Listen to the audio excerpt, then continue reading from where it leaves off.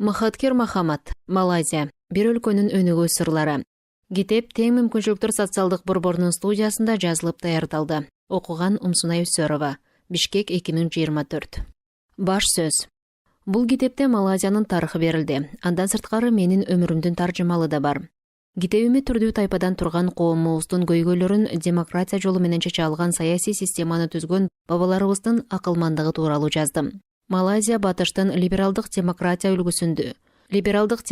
үлгүсүндө калыптанбаса да, штаттарын калк шайлаган өкмөттөр башкарат. Мурун колония болуп турган өлкөлөрдүн көбү мындай ийгиликке жеткен демократия түзө алган эмес. Бирок биз аны ишке ашырдык. Малайзияда оппозициялык кандидаттар борбордук бийликке жете албаса да, жергиликтүү шайлоолордо утуп, штаттардын өкмөттөрүн жетектей алат. Прагматикалык саясий багытты карманган Малайзия агрардык экономикадан индустриалдык экономикага ийкемдүү өтүп кете алды. Өзүнүн чакан чарбаларына байланган балыкчы менен дыйкандардын уул кыздары учурда эң заманбап фабрикаларда, өндүрүш ишканаларында татаал жабдыктарды колдонуп, дүйнөлүк атаандаштыкка чыдаган жогорку технологиялык өндүрүмдөрдү чыгарууда. Экономикабыз дүркүрөп өсүп барат. Эгемендикти жаңы алган кезде эч ким тааныбаган, болгону 300 миңдей калкы бар борборубуз Куала-Лумпур учурда 2 миллиондон ашык киши жашаган мегаполиске айланды. Мына ушул улуу бурулуштун бардык кадамдарына мен дагы өз салымымды коштум. Бирок Малайзиянын көз жоосун алган өнүгүүсүнө менден мурунку жетекчилердин да салымы зор. Алар пайдубалын түптөсө, калган дубалын мен тургуздум. Ошондуктан алардын акылмандыгы менен көрөгөчтүгү болбогондо менин ишим өтө оор болмок. Бул эмгекти жазууга көп киши жардамдашты. Айлам түгөнүп бараткан кездерде жубайым Хасма көтөрмөлөдү. Ал менин күнүмдүк иш жадыбалымды китеп жазганга убакыт калгандай кылып мерчемдеп берип жатты. Кызым Марина мага жардамдаша турган журналисттер менен изилдөөчүлөрдү топтоду. Алар кол жазмамды окуп, баалуу кеңештерин берип турушту. Премьер-министрлик кезимден берки кызматкерлерим Фаузия Исмаил менен Лейла Жафар айымдар кол жазмамды кайра терип, андагы кем карштарын оңдоп түздөп азап тартышты. Алар ар бир бөлүмдү бери дегенде 5 жолу терип чыгышты окшойт. Кыскасы, бул китепти даярдоого кол кабыш кылган кишилер өтө эле көп. Мен алардын баарына ыраазымын. Доктор Махаткер Мохаммад. 1 бөлүм. Менин премьер-министр болушум. 1981 жылдын 16 июлунда мен Малайзиянын 4-чү премьер-министри болдум. Менин башынан эле министрлер кабинетинин мүчөсү болоюн, керек болсо аны жетектейин деген кыялым бар болчу. Бирок бул мынчалык тез болуп кетерин күткөн эмесмин. Саясатка келгенимде абал мага ылайыксыз болгонсуп турган. Анткени ата тегимден эч бир киши Малайзия жакшыларына кирген эмес. Малайзиянын 1-чи премьер-министри Тунку Абдулрахман Кедах штатынын султанынын уулу болчу. Анын премьерликке дайындалуусу ал доордун өрп адатына каршы келген эмес. 2-чи премьер-министр Тун Абдулразак Хусейндин үй бүлөсү көптөгөн көрүнүктүү коомдук ишмерлерди тарбиялаган.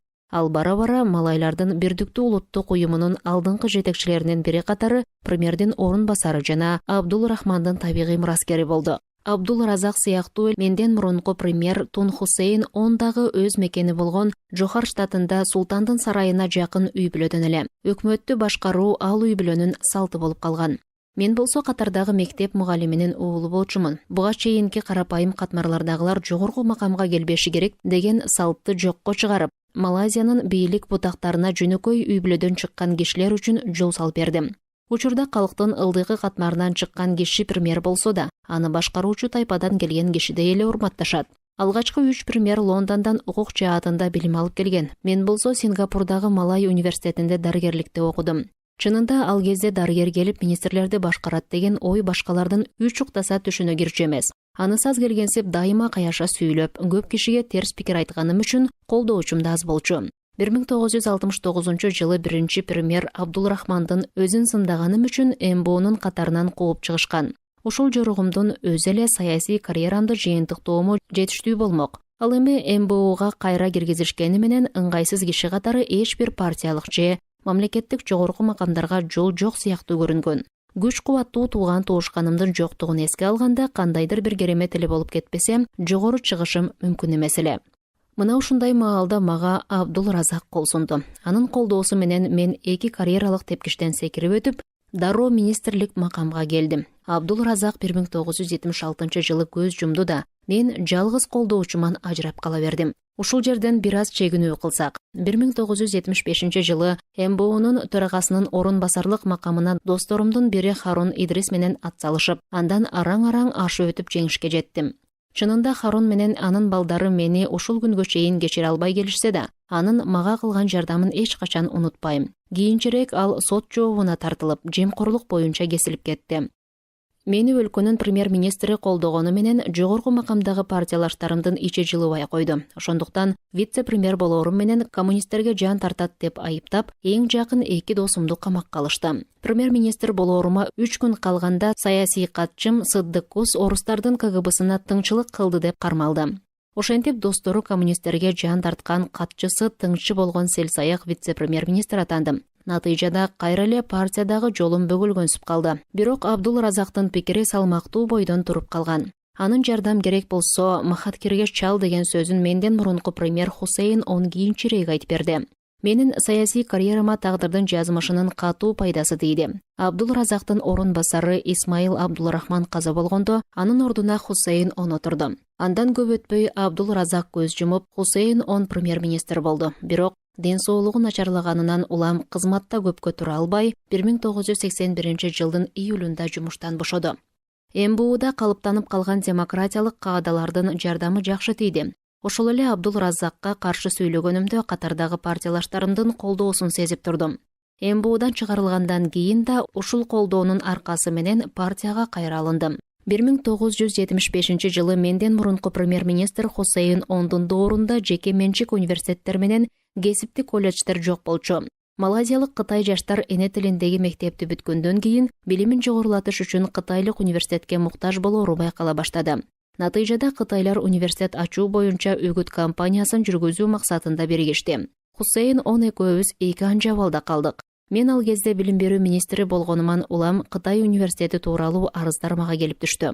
Эгер аларга макулдук берсек, бизди колдогон малайлардын нааразылыгына кабылмакпыз. А макул болбосок, тарапташыбыз болгон Малайзиянын Кытайлык ассоциациясын оор абалда калтырмакпыз. Улуттук азчылыктардын добушу да көпчүлүк учурда чечүүчү орунда турат. Муну эске албоо чоң кесепеттерге жол ачышы мүмкүн. Ушинтип кырдаал корчуп турган кезде Малай исламдык экстремисттери да көйгөй жарата башташты. 1979-жылдын 26-майында алардын Чакан тобу бир нече индуисттик храмды кордоп кетишти. Ушундан улам Салангордогу храмдын бирөөсүнө куралдуу күзөт коюлуп, ээн баш малайларга каршы ок атылып, 4-өө мерт кетет. Бул окуя Малай коомчулугун дүрбөлөңгө салып, антииндиялык маанайды күчөтөт.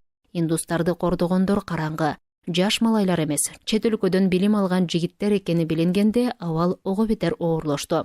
1980-жылдын 16-октябрында мусулмандардын дагы бир кара мүртөс тобу полистердин имаратына кол салды. Полистер алардын 8-ин өлтүрүп, чабуулду араң токтотушкан. Бул окуя исламды бурмалаган пикирлер өлкөдө тамырлап баратканын дагы бир жолу тастыктады.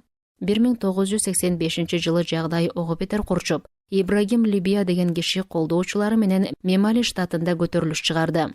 Бирок Хусейн Онго эң чоң зыянды партиялаштарынын жемкорлугу алып келди. Бул жаатта тайманбаган Он саясий жигердүү малайлар менен МБУнун жаштар канаты колдогон Харун Идристи Палестин күчү менен каматты. Ошол кезде мен дагы Хусейн Онду колдоп, башымды канчыгага байладым. МБУнун жетекчилигин кайра бекиткен 1978-жылкы жыйында жеңип чыкканыбызда гана үстүбүздөгү кара булут тарады.